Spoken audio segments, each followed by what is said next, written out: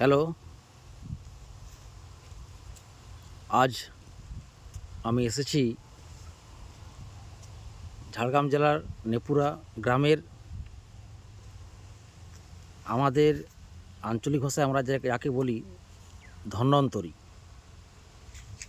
সেই ধন্বন্তরী দেবতার কাছে আসলে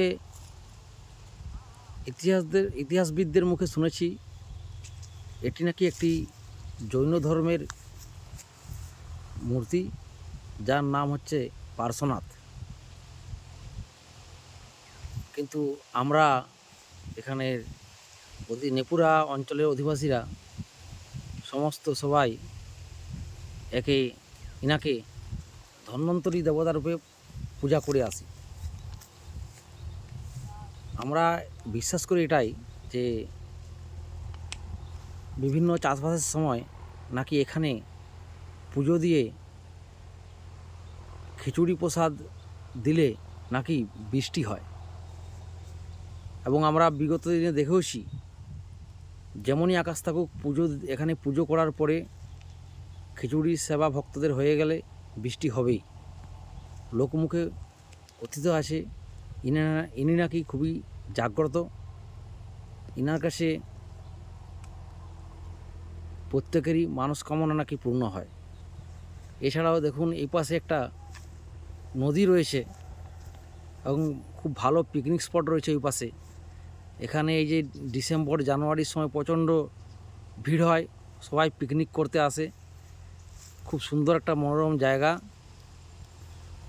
দেখুন চারদিকে গাছপালায় ভরা, চারদিকে গাছগাছালি। ওই যে এইখানে একটা মিনি বোরিং রয়েছে এই পাশে, দেখুন ওই পাশে ওটা পেরিয়ে গেলে ওই পাশে খুব সুন্দর জায়গা আছে। পরের ভিডিওতে আমি দেখাবো। আজকে এটাই থাক। আবার আমি ধন্বন্তরী দেবতাকে ভালো করে দেখিয়ে দিচ্ছি। দেখুন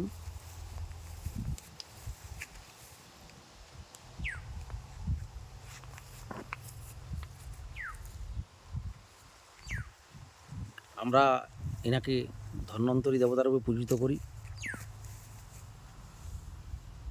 কিন্তু ইতিহাসবিদদের মুখে শোনা যায় এটি নাকি একটি জৈন ধর্মের দেবতা পার্শ্বনাথ। অর্থাৎ ইতিহাসবিদদের কথা অনুযায়ী বহু বছর আগে এখানে জৈন ধর্মের মানুষরা বসবাস করতেন,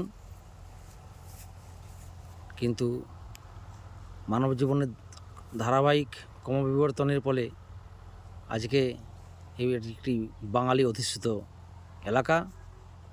ওকে বন্ধুরা, আজ এ পর্যন্তই। পরে আবার এটা নিয়ে বিস্তারিত পরের ভিডিওতে আমি আলোচনা করব। Bye, tata.